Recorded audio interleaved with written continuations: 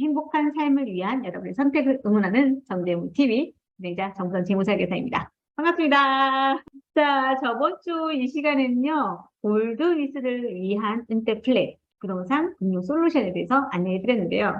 해당 관련 플랜을 위해서는요, 자, 달러를 베이스로 한 글로벌 선진 금융 상품으로 플랜이 진행된다는 거 안내해 드리면서 이게 행복하고 윤택한 이제 은퇴 생활에 대한 플랜을 제가 설계를 막 해드릴 수 있어서 솔직히 조금은 기대되고 많이 행복합니다. 자, 시장 상황이 많이 안 좋죠. 주식 계좌에는 마이너스 파란불 많이 존재할 겁니다. 장기 투자에 성공하는 것은 91.5%가 자산 배분을 어떻게 하느냐에 따라서 달라진다고 합니다. 계란을 한 바구니에 담지 말라라는 교훈이 있습니다.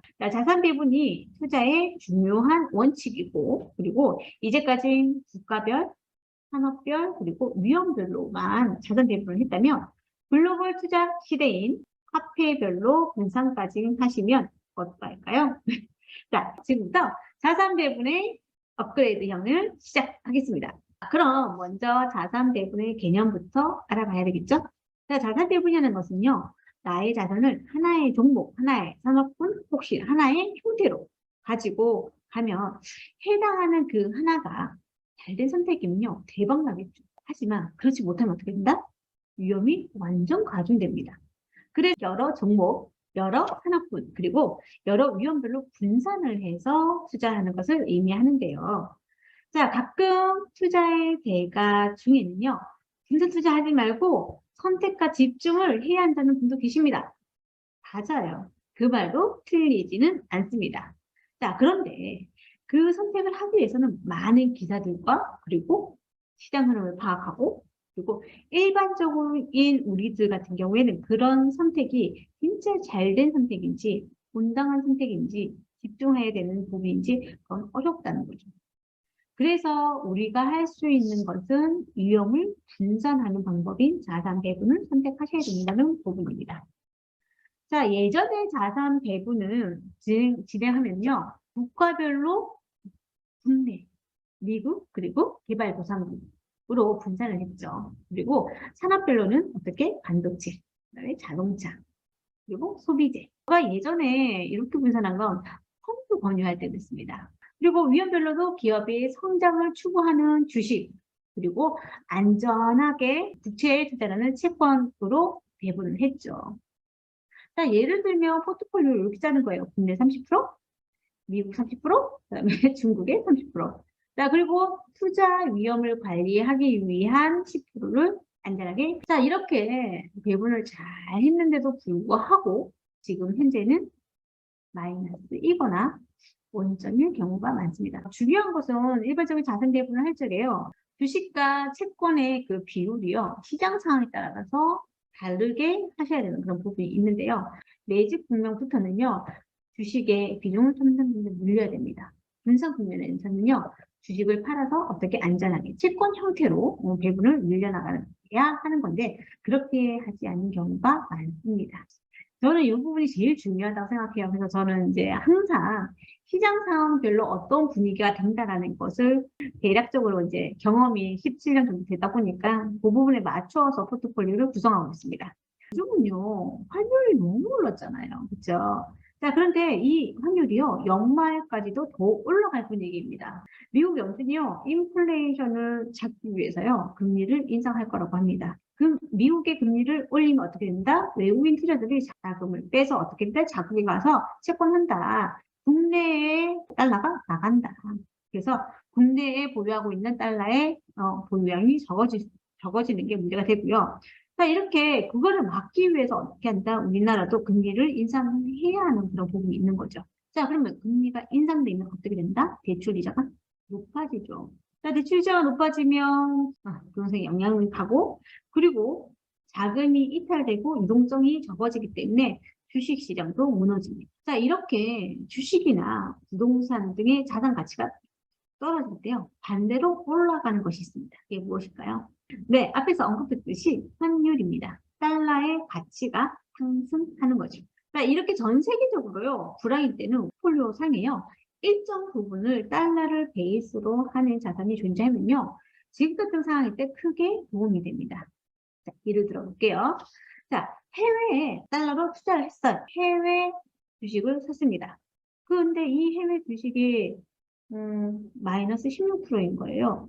뭐 전 세계적으로 불황이니까요. 미국도 마찬가지로 미국에 있는 주식도 떨어질 수밖에 없겠죠. 우리나라 사람들은요. 실질 수익률은 마이너스가 아닙니다. 왜냐하면요. 해당 투자를 순절매해요. 그리고 원화로 환전을 하면 환차익이라는 것이 생깁니다. 그래서 플러스가 되는 경우가 있습니다. 이렇게 투자가 된 경우에는요. 세금적인 측면에서도 이득입니다. 순절매를 했잖아요. 다른 해외 주식이 이 실현하는 부분을 만들어서요. 상계 처리가 되는 겁니다. 그러면 양도소득세가 적게 부과될 수 있는 거고요. 환차익에 대해서는요, 어떤 세금도 부과되지 않기 때문에, 자, 그래서 일정 부분은 달러를 베이스로 한 자산을 포함시키는 것, 자산 배분에 포함시키는 건 아주 많이 중요합니다. 나름 자산 배분을 했다고 했는데, 화폐까지 해야 한다니, 성공적인 투자하기 쉽지는 않다, 그쵸?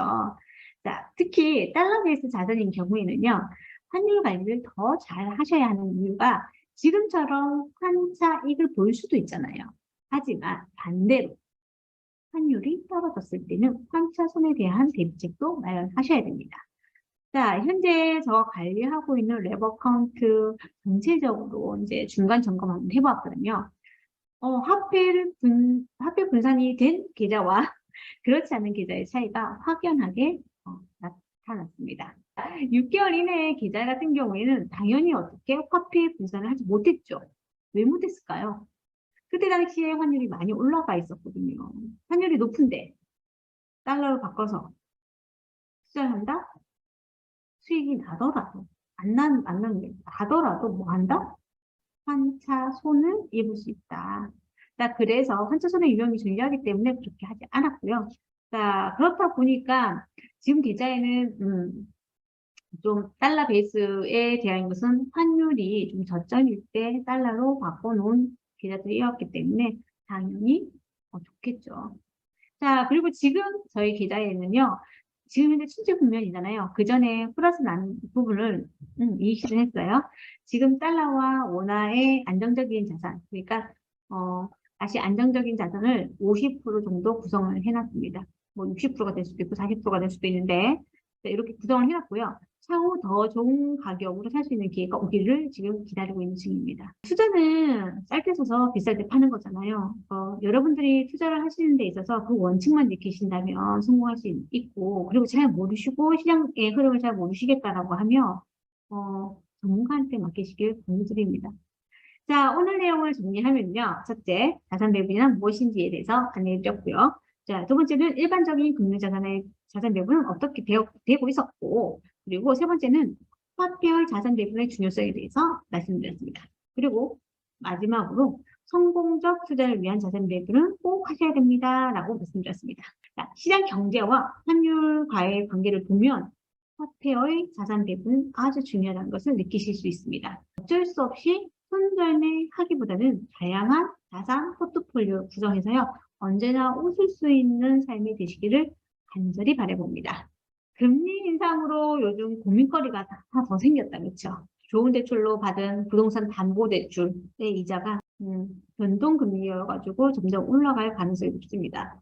그래서 다음 주에는 대출 이야기를 해볼까 합니다. 대출을 갚는 이자를 줄이는 것이 좋은지 그냥 투자를 그대로 하고 대출 이자를 내는 것이 합당한지 알아보는 시간을 마련했습니다. 자, 구독과 좋아요, 공유는 우리들의 행복함을 전파하는 일입니다. 세상이 모두 행복해지는 그 순간까지 정재무TV는 계속됩니다. 바이바이.